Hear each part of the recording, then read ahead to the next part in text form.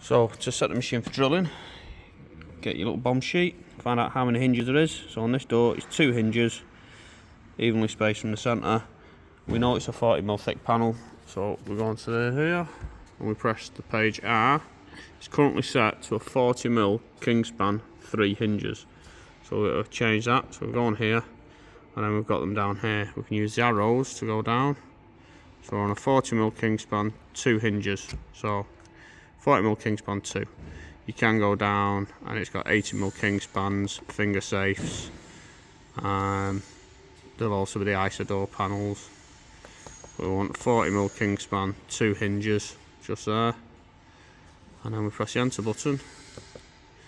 At the top there now, 40mm Kingspan 2. So that's loaded that. And all we have to do then is press the start button down there, or you can press the start button on there. Either one.